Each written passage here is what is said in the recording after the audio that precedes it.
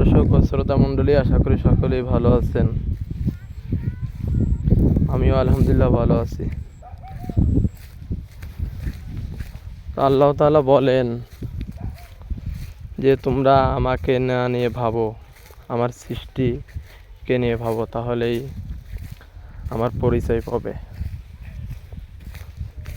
যদি কেউ আমার পরিচয় পেতে চাও তাহলে আমার সৃষ্টিকে নিয়ে গবেষণা করো, আমার সৃষ্টিকে তোমরা একটু অনুধাবন করো যে আমি এই গোটা আসমান ও জমিনকে কিভাবে সৃষ্টি করেছি। কত সুন্দর দেখছি না?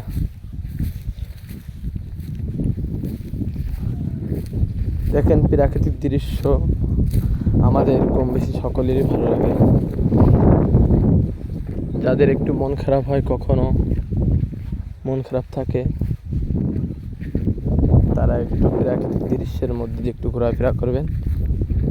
আশা করি যে তাদের মনটা ভালো হয়ে যাবে এবং ভালো লাগবে।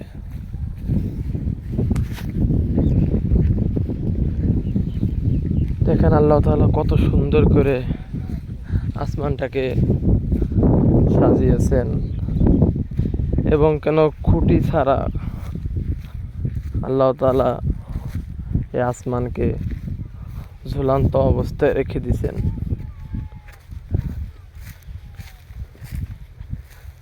দেখুন, আমরা যে আল্লাহর পরিচয় পেতে চাই, যে আল্লাহ কেমন,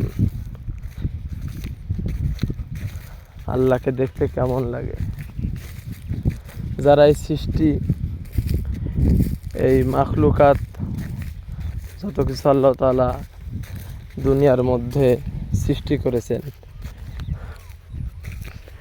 এই সব কিছু দেখলে সে আল্লাহ তাআলার পরিচয় পেয়ে যাবে। এই জমিনটাকে আল্লাহ তাআলা কত সুন্দর করে সৃষ্টি করেছেন।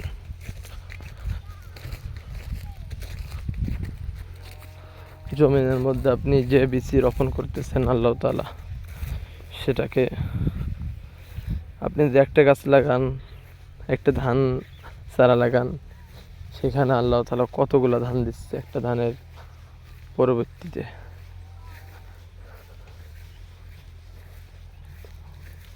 কিন্তু আমার আপনার ক্ষমতা নাই যে একটা ধানকে অধিক ধানে বিস্তারিত করা, বৃদ্ধি করা। দেখছেন কত সুন্দর করে সৃষ্টি করেছেন আল্লাহ তাআলা। তো আমি চলে আসছি আমার মাদ্রাসা থেকে একটু বিলের মধ্যে। নতুন ঘের কাটতেছে অনেকেই, তো ঘেরগুলো আমার কাছে অনেক ভালো লাগে। প্রথমে এক ঘের ছিলাম, একটা কাটতেছিল, ওটা কাটা মনে হয় শেষ, এখন আমি অন্য একটাতে উঠতেছি। আমি দেখানোর চেষ্টা করব আপনাদেরকে। দেখেন ভাই, আল্লাহ তাআলা কত সুন্দর খেজুর গাছে খেজুর দান করেছেন। আমাদের দেশাল খেজুর খাতে খুব অনেক সুন্দর লাগে, খাইতে পেকে গেলে অনেক সুন্দর লাগে, আমার কাছে অনেক সুস্বাদু এবং অনেক মজাদার। আশা করি আপনাদের কাছেও ভালো লাগে। এই যে একটা ঘের কাটা হচ্ছে,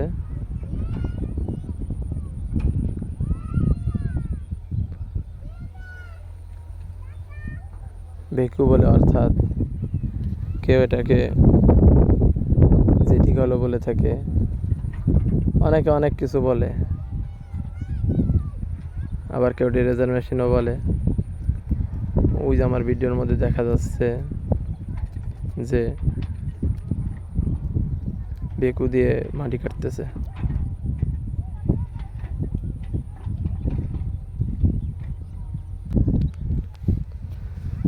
ভাই, আমি আসলে ওই মাটি কাটা আমি একদম কাছে যেয়ে দেখাইতে পারবো না।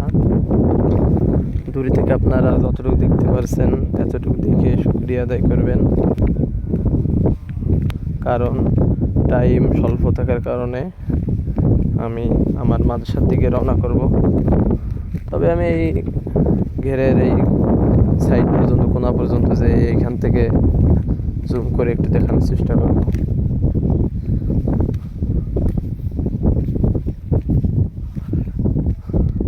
আর পাহাড়ের যে মাটিটা কাটে কেটে রাখতেছে মাত্র, এটা নরম মাটি, আসলে এখান দিয়ে যাওয়া যাবে না, গিলে অসুবিধা হতে পারে।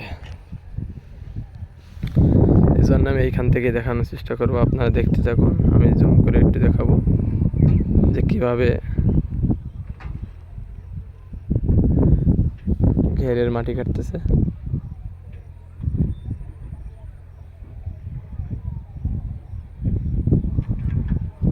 অলরেডি কিন্তু আমরা দেখতে পারছি যে যেখান থেকে কেটে যাচ্ছে মেশিনে, সেখান থেকে পানি উঠে গেছে অলরেডি। কারণ ওঠাটাই স্বাভাবিক, এখানে আগেও তো ঘের ছিল, ঘের থাকার কারণে পরে আবার ধান চাষ করে মনে হয় আবার একটু ঘের কেটে আবার মাছ চাষ করবে মনে হয়, এজন্য পানি তো আগেই ছিল, পানি বেশি তো যেতে পারিনি।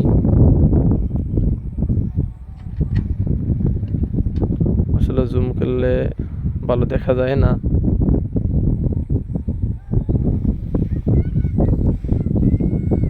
ঠিক আছে, তাহলে আপনারা ভালো থাকুন, সুস্থ থাকুন।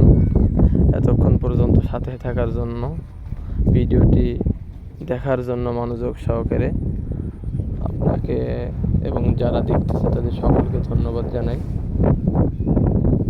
তো ভিডিওটা আমি এখানেই শেষ করব।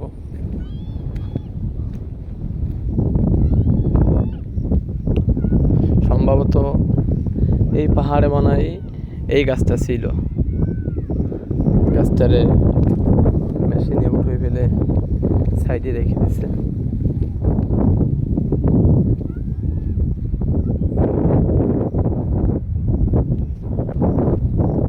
যাই হোক, মাগরিবের সময় হয়ে গেছে, সূর্য অস্ত যায়। তো ভিডিওটি আর লম্বা করবো না, এখন আমি মাঝের দিকে রওনা করব। তাহলে ভালো থাকুন, সুস্থ থাকুন। আমরা সকলেই সকলের জন্য দোয়া করব, সকলে আমরা দুনিয়ার মধ্যে ভালো এবং নেক কাজ এবং আল্লাহ তাআলার হুকুম, নবীজির সুন্নাতের উপর আমল করে জীবনটাকে গড়তে পারি, জীবনটাকে সুন্দর করে চালাইতে পারি, রাসূল সাল্লাল্লাহু আলাইহি সাল্লামের দেখানো পথগুলো অনুসরণ করতে পারি। আমাদেরকে আল্লাহ তাআলা যেন সেই তৌফিক দান করেন। আল্লাহ তাআলা আসলে তৌফিক না দিলে আমরা কিছুই করতে পারি না।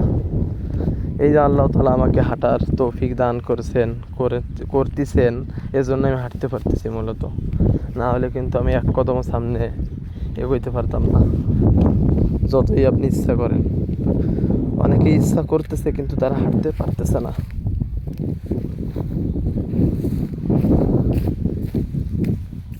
এজন্য ভাই অনেক কথা বললাম, কথার মধ্যে যদি কোনো ভুল ত্রুটি হয়ে থাকে তাহলে আমাকে ক্ষমা করবেন,